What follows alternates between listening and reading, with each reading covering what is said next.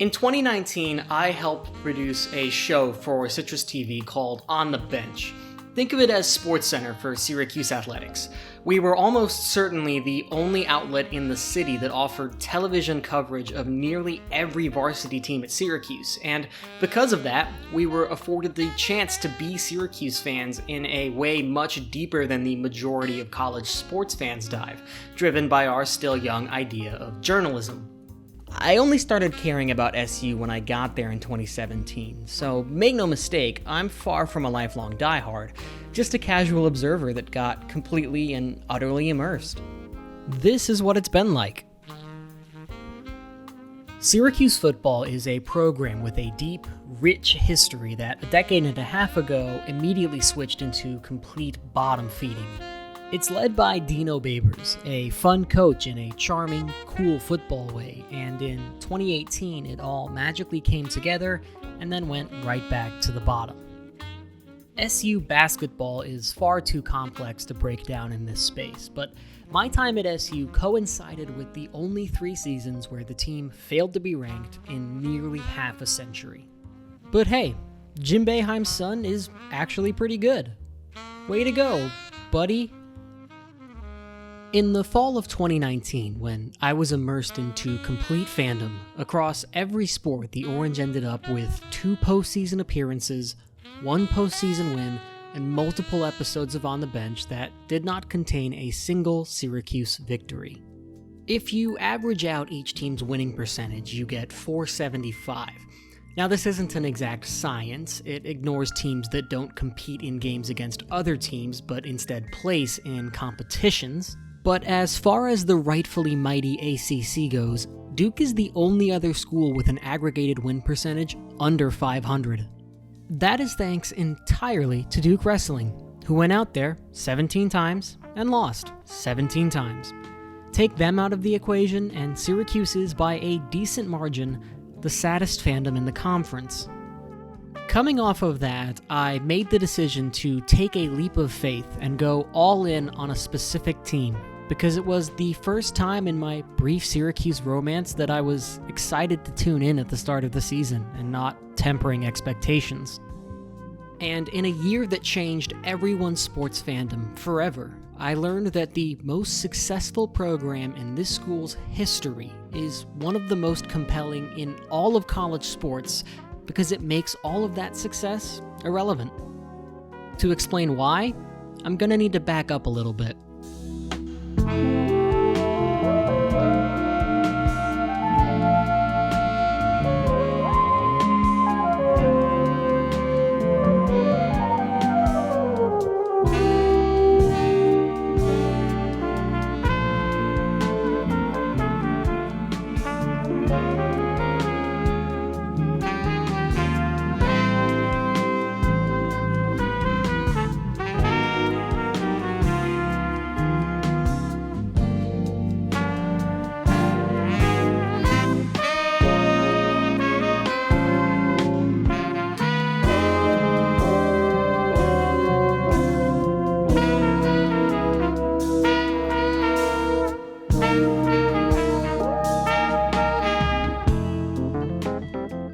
This story begins long before European eyes gazed upon the Americas, and centuries before organized Western sports were even a concept.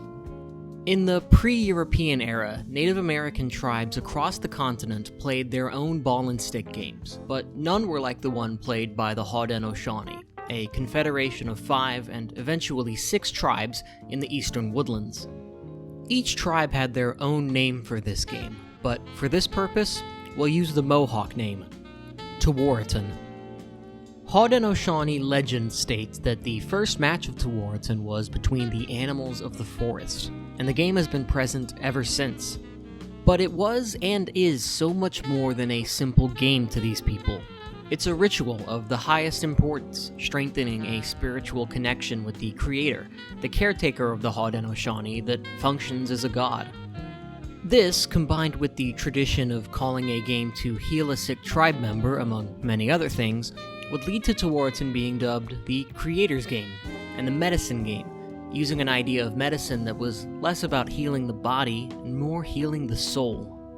Nevertheless, the game, also known as the little brother of war, was incredibly brutal and could often seem like plain brawling to an outsider. If someone was seriously injured, they'd be carried off the field, and the game would continue as if nothing had happened. Playing areas could be miles long, games could last 2 or even 3 days, and as many as 1,000 members on each team competed. Instances of deaths while playing were not uncommon, and yet there were rarely any hard feelings after the contest ended. After all, it wasn't about winning or losing in the first place, only playing with as much effort as one could give in order to honor the creator. Betting was also a common practice for these matches, proving that as long as sports have been around, people have wanted to bet on them. The first European to document this sport was Jean de Brebeuf, a French missionary who dedicated his life to studying and converting the tribes of the eastern woodlands. Brebeuf encountered a Huron tribe playing their own version of the sport in 1636, and the prevailing story of his contributions is that, having noticed the sticks the tribesmen used looked like a bishop's crozier, he named the sport after the French word for crozier, crosse. Somewhere along the line, the feminine definitive article was added, and the word lacrosse was born. Is this story true? We don't really know. Does it matter? Not really. This sport didn't need a new name. It already had one, along with a cemented place in native hearts and spirits, as had been the case for hundreds of years. Yet, in a changing and evolving world, a Western name for Tewaaraton would help ensure its survival and future place in the colonized America. The first watershed moment that led to lacrosse becoming what it is today was the American Revolution.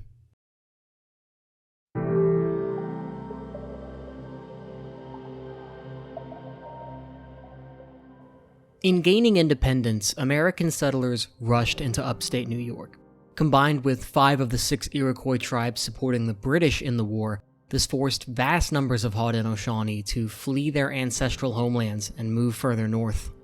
Many wound up along the St. Lawrence River, and it was here that Westerners first began to understand Tewaaraton. While south of the Canadian border, the American ideals of the Manifest Destiny painted the native peoples as primitive savages and killed many of their traditions. The Canadian mindset towards the natives, created from early French theories of assimilation, allowed Westerners to begin to learn the sport in the 1830s from the Mohawk that had settled near Montreal. The first recorded game between natives and white Canadians occurred in 1844. In 1856, the first white lacrosse club was founded in Montreal, and by 1860, a game was played for the Prince of Wales during his visit to the city. This same year, a dentist, of all people, would change the sport forever.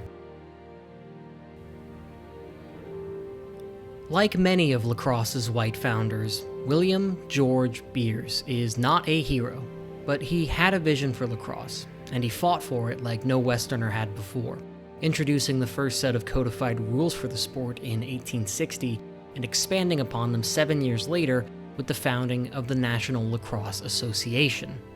Under its new rules, lacrosse quickly gained popularity, and Beers is known today as the father of modern lacrosse. However, his vision of and for the sport was mired in racism. Beers understood fully it was nearly impossible for whites to beat the Iroquois in Tewaaraton, so the rules he introduced, such as shortening the length of the playing field, favored the white style of play in the name of making lacrosse a, quote, rational and civilized sport. And just 3 years after its foundation, the renamed NALA practically banned all native players under the guise of amateurism. In the US, the sport had a more humble adoption. Now that natives were banned from Canadian lacrosse, they put on exhibitions south of the border and charged curious Americans looking to observe what they believed to be a dying tradition. Through these exhibitions, the framework was provided for lacrosse to catch hold in certain hotspots like New York and Maryland. However, towards the end of the 19th century, white organizers began taking over these exhibitions and propagating native stereotypes to sell more tickets. Because of the perception of natives, only those who had the class standing to confirm their perceived superiority dared touch the game of savages. As such, lacrosse quickly became a sport purely for the social elite, played only at renowned colleges and Ivy League schools such as Yale, Princeton, and Johns Hopkins in Baltimore. The native people who invented this game were still allowed to play it, but only if they admitted their own inferiority to the colonizers. Most Americans wouldn't dare step on the same field as them, and the way their sport was adapted to hinder and belittle them reflected every other aspect of their lives.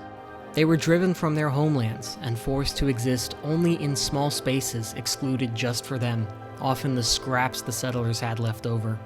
Their traditions were observed by curious Americans who saw them as zoo animals. They became nothing more than racist caricatures, chants, and mascots to the common American, and the recent removal of those mascots has been viewed as a celebration as opposed to what it is. An abject failure to share even the most basic of decency towards the people who call this land home, all while adopting, defacing, and excluding them from their sacred rituals. They deserve better. Lacrosse was played in the 1904 and 1908 Summer Olympics, and after 120 years, the sport is finally making its return to Olympic competition, first at the 2022 World Games, then in LA in 2028. Thanks to the generous withdrawal of the Irish team, the Iroquois Nationals will compete in 2022. But the work is not done. They must also represent lacrosse in the 2028 Olympics.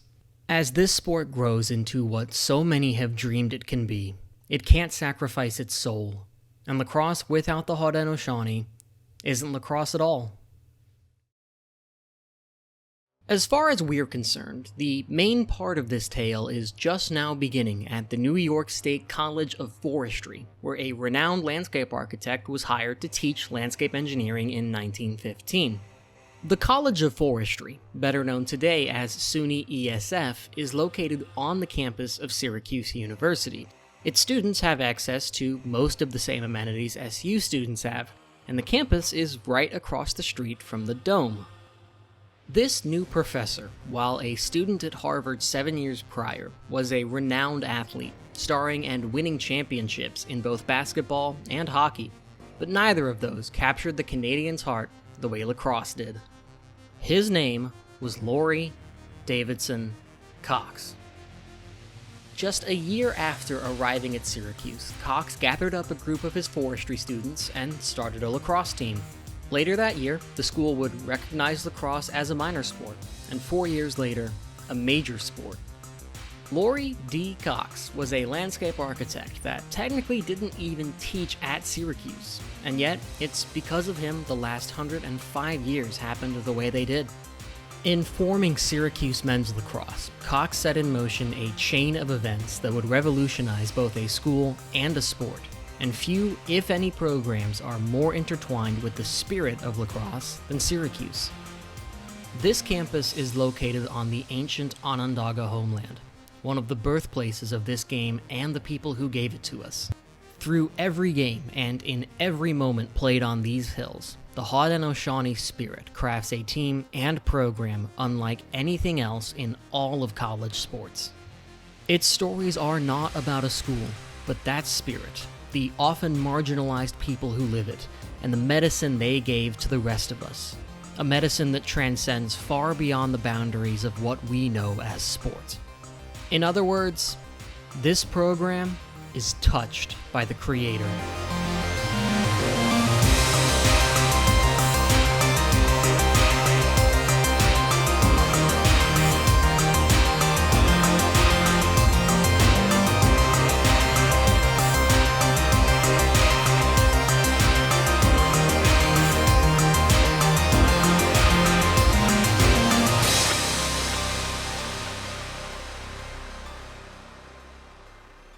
Now, I understand that lacrosse is probably unfamiliar to some of you, so before we begin, here's a quick primer. This is a lacrosse field. It's close to the same length as a football field, about 7 yards wider, is split into 3 sections, and has a goal on each end. Teams can field 10 players at a time, but they must keep at least 3 players in both the offensive and defensive halves at all times, not counting the goalie. This creates 6-on-6 in either end. The 3 players who stay in the offensive half play attack, the 3 that stay in the defensive half play defense, and the other 3 players play midfield. Any combination of attackers, middies, and defenders can cross over the halfway line, just provided someone fills their original spot. Now, typically, a team doesn't just field 3 middies, they have offensive and defensive midfield groups, because much like in hockey, a team can substitute its players at any time during play, provided that they enter and exit via the substitution box. In field lacrosse, a team can switch up to 4 of its normal lacrosse sticks for long poles, which provide much more reach and versatility on the defensive end. That's why defenders get the first 3. A goalie has a special stick with a much larger head for reasons that should be obvious, and much like in hockey, is protected by a crease that offensive players aren't allowed to step in. At the start of each quarter and after each goal, a face-off is held where 2 players scrap to pick up the ball, also like in hockey. Each goal is worth a point, most points wins. That's all you'll really need to know. So, let's do this.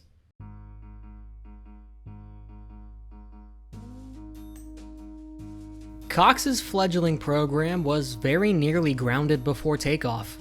A 3-2 overtime victory over the Syracuse Lacrosse Club marked the lone cause for celebration in SU's inaugural run, and the following season was cancelled due to America's involvement in World War I.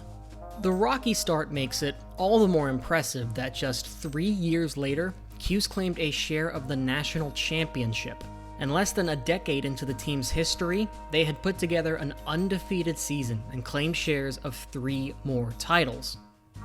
But context matters, and college lacrosse in this age was the sporting world's Wild West. Take Navy, for example. From 1917 to 1923, they won 39 games, tied 1, lost none, and received exactly 0 championships for their effort. Why? They weren't in the USILL, the governing body of the sport that handed out titles exclusively to its own members. In theory, the USILL encouraged the victors of its northern and southern divisions to actually play for the national championship, but only 2 such contests ever happened, and the end result was a complete mess that often involved multiple teams claiming shares of the crown pretty much every season. The point being, looking at Cox's tenure through the lens of wins and championships doesn't get us to what truly matters. Cox's work as an ambassador, growing not just Syracuse lacrosse, but lacrosse as a whole. He had helped set up an official code of operations for the sport at the college level while still at Harvard, and starting in 1922, selected All-Americans for 11 years entirely on his own before founding the first All-American committee in the sport and serving as the chairman. In addition, Cox continued the work of growing the game internationally, taking All-American teams that admittedly were mostly composed of his own Syracuse players to Britain in 1922. Back home, he set up a close relationship with the Onondaga, hiring Ike Lyons as the first native coach in 1919 and fielding multiple Onondaga players, an act in stark contrast to the very elitist, affluent, and white nature of the collegiate game at the time. But when the 1930s rolled around, field lacrosse faced its toughest fight for existence since the Revolution, and ironically enough, it came from the North. As lacrosse slowly gained traction in the US through collegiate athletics, it faced a much different problem in the nation of its original adoption: too much popularity. By now, as many as 15,000 fans attended some matches, and multiple trophies that are still being given out today were presented to Canadian amateur champions. It was popular enough that professional lacrosse was quickly becoming feasible, and a line in the sand was drawn, with a contingent of followers rushing to defend the amateur ideals of William George Beers. By 1920, his own Montreal Lacrosse Club was too severely restricted to compete in this new world of lacrosse. Around this time, an idea came about. Lacrosse innovators witnessing the explosion of ice hockey developed a way to merge the two sports, allowing hockey arenas to be used in the off-season, and box lacrosse was born. With the removal of long poles, drastic reductions to the size of the playing area, and a switch to 5-on-5 as opposed to 6-on-6, box was a complete hit. Not even a decade after its introduction, practically everyone was playing it, and box's immediate success stood in stark contrast to the field version, still struggling with a reputation of chaos and brutality in the US. Dramatic introduction aside, there are no villains here. Box is a fast-paced, electric version of the sport that is no less authentic to the native culture of Tewaaraton. But field lacrosse, and by that logic, college lacrosse, was in serious danger of being snuffed out. At this point, you can probably guess who rose to the occasion.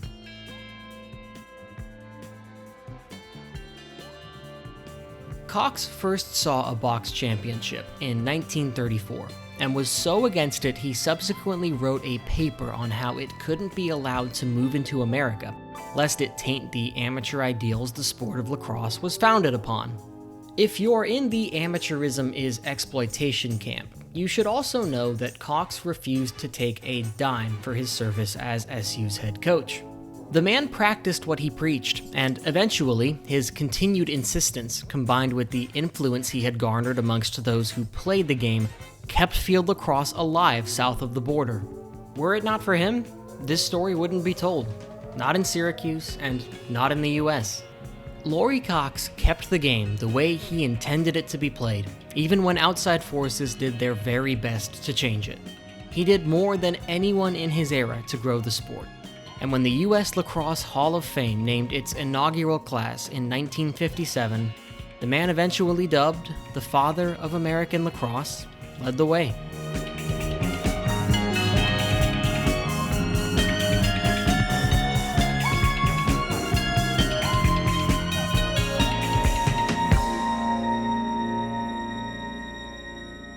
As important as Cox is to Syracuse, his successor might just be the most unlikely hero of this entire story. December 4th, 1920, Lansing, Michigan. Roy Simmons is about as far from his destiny as he could possibly be. His high school football team, Hyde Park Academy, is losing 7-0 at halftime. Simmons is fuming. The damn team is quitting out there, he tells first-year coach Al Pressler. So, the star running back takes upon the challenge himself, tallying 85 yards in the second half and scoring the game-tying touchdown in what would turn out to be a 7-7 tie. Here's the thing. Roy Simmons does not attend Hyde Park Academy. He graduated in 1919. Roy was only here to watch the game, but just couldn't help himself, going down to the locker room at halftime, putting on someone else's uniform, and somehow convincing Pressler to let him play. He was absolutely not supposed to be out there. And when he gets back to the University of Chicago, his actual football coach, Amos Alonzo Stagg, who, by the way, invented the idea of 5-on-5 hoops and is in the Basketball Hall of Fame, chastises his freshman running back for having too much school spirit. It's too late though. Simmons' name is in the papers, and university administration kicks him out of school. But as many of you have probably already figured out, Roy Simmons is not the type to just be denied something. His quest for a new home, one with a fire and passion that matches his own, takes him eastward. His primary destination is Penn, But off a recommendation from a former teammate, Roy stops in Syracuse first. After a practice, head coach Chuck Meehan asks him what Penn has that Cuse doesn't. Simmons can't find a good answer, so his decision is made. Chagrined by rival fans as the hobo quarterback, Syracuse outscored their opponents by 449 points and won 22 out of 29 contests with Simmons at the helm. The Salt City was home to Roy now, and it still had a surprise or two left up its sleeve for him. One day, as the story goes, Simmons saw some students tossing balls back and forth with what looked like crab nets, and his curiosity got the better of him.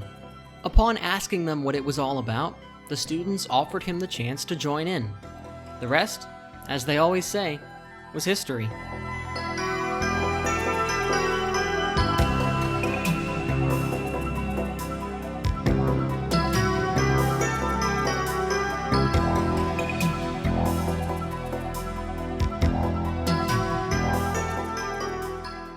In his first season, fewer than 12 months after learning what lacrosse was, Simmons was an All-American defenseman and national champion. Simply put, he was a natural, and he had no intentions of going anywhere after his playing days ended.